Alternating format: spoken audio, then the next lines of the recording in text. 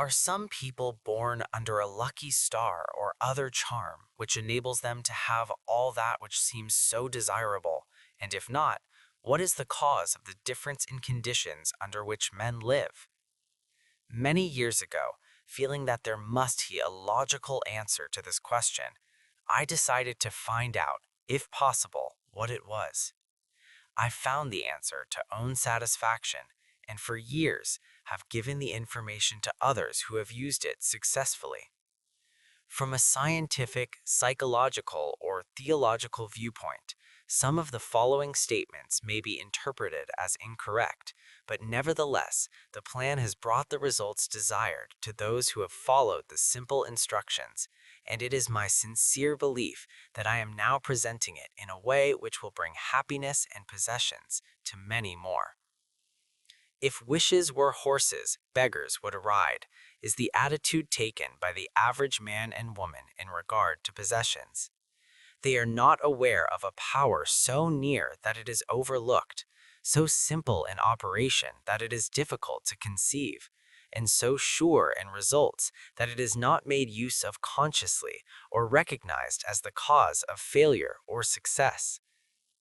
"Gee, I wish that were mine," is the outburst of Jimmy, the office boy, as a new red roadster goes by. In Florence, the telephone operator expresses the same thought regarding a ring in the jeweler's window, while poor old Jones, the bookkeeper, during the Sunday stroll, replies to his wife, "Yes, dear, it would be nice to have a home like that, but it is out of the question. We will have to continue to rent." Landum, the salesman, protests that he does all the work, gets the short end of the money, and will someday quit his job and find a real one. And President Bondum, in his private sanctum, voices a bitter tirade against the annual attack of hay fever. At home, it is much the same.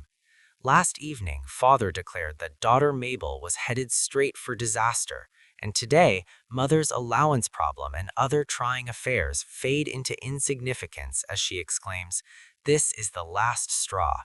Robert's schoolteacher wants to see me this afternoon.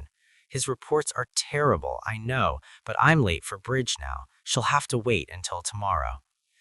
So goes the endless stream of expressions like these from millions of people in all classes who give no thought to what they really want and who are getting all they are entitled to or expect.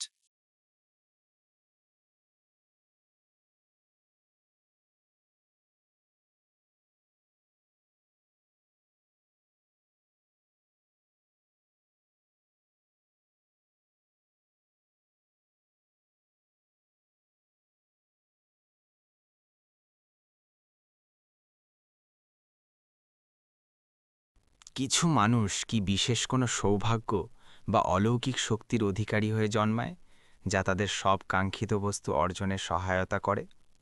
আর যদি তা না হয়, তবে মানুষের জীবনযাত্রার এই পার্থক্যের মূল কারণ কি? বহু বছর আগে আমার মনে হয়েছিল এই প্রশ্নের একটি যৌক্তিক সমাধান অবশ্যই আছে। তাই আমি এর উত্তর খুঁজে বের করার সিদ্ধান্ত নিই। আমি এমন একটি উত্তর পেয়েছি যা আমাকে সন্তুষ্ট করেছে, এবং বছরের পর বছর ধরে আমি এই তথ্যগুলো অন্যদের দিয়ে আসছি, যারা এটি ব্যবহার করে সফল হয়েছে। বৈজ্ঞানিক, মনস্তাত্ত্বিক বা ধর্মতাত্ত্বিক দৃষ্টিকোণ থেকে নিচের কিছু বক্তব্য হয়তো ভুল বলে মনে হতে পারে, কিন্তু তা সত্ত্বেও যারা এই সাধারণ নির্দেশনাবলী অনুসরণ করেছেন, এই পরিকল্পনাটি তাদের কাঙ্ক্ষিত ফলাফল এনে দিয়েছে। আমার দৃঢ় বিশ্বাস, আমি এখন এটি এমনভাবে উপস্থাপন করছি যা আরও অনেক মানুষের জীবনে সুখ এবং সমৃদ্ধি বয়ে আনবে। ইচ্ছাপূরণ যদি এতই সহজ হতো, তবে ভিক্ষুকরাও ঘোড়ায় চড়ে বেড়াত। সহায় সম্পত্তির বিষয়ে সাধারণ নারী পুরুষের দৃষ্টিভঙ্গি ঠিক এমনই। তারা তাদের হাতের নাগালে থাকা এমন এক শক্তি সম্পর্কে সচেতন নয়, যা এতই কাছে যে তা চোখেই পড়ে না, যার কার্যপদ্ধতি এতই সহজ যে তা কল্পনা করাও কঠিন, এবং যার ফলাফল এতই নিশ্চিত যে মানুষ সচেতনভাবে এটি ব্যবহার করে না। এমনকি তাদের সাফল্য বা ব্যর্থতার পেছনেও যে এই শক্তিটি কাজ করছে, তা তারা চিনতে পারে না। আহ, ওটা যদি আমার হতো, চিৎকার করে বলে ওঠে অফিস বয় জিমি, যখন একটি নতুন লাল রঙের রোডস্টার পাশ দিয়ে চলে যায়। টেলিফোন অপারেটর ফ্লোরেন্সও জহরির দোকানের জানালার সামনে রাখা একটি আংটি দেখে একই ভাবনা প্রকাশ করে।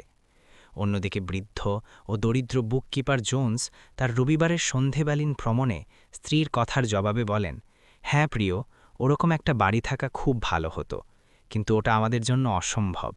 আমাদের ভাড়া বাড়িতেই থাকতে হবে। ল্যান্ডেম নামের একজন সেলসম্যান প্রতিবাদ করে যে সে সব কাজ করে অথচ টাকার ভাগ সামান্যই পায়। সে একদিন এই চাকরি ছেড়ে দিয়ে সত্যিকারের একটা ভালো কাজ খুঁজবে। আর প্রেসিডেন্ট বোনড্যাম তার ব্যক্তিগত কামরায় বসে প্রতি বছরের হে ফিভারের আক্রমণ নিয়ে তিক্ত বিরক্তি প্রকাশ করেন। বাড়ির চিত্রটাও অনেকটা একই রকম। গত সন্ধ্যায় বাবা ঘোষণা করলেন যে মেয়ে মেবেল নিশ্চিতভাবেই বিপর্যয়ের পথে। আর আজ মায়ের হাত খরচের সমস্যা বা অন্যান্য বিরক্তিকর বিষয়গুলো ম্লান হয়ে গেল যখন তিনি চিৎকার করে বলে উঠলেন, সহ্যের একটা সীমা আছে। রবার্টের স্কুলের শিক্ষক আজ বিকেলে আমার সাথে দেখা করতে চেয়েছেন। আমি জানি ওর রেজাল্ট খুব খারাপ, কিন্তু আমার এখন ব্রিজ খেলার দেরি হয়ে যাচ্ছে। তাকে আগামীকাল পর্যন্ত অপেক্ষা করতে হবে।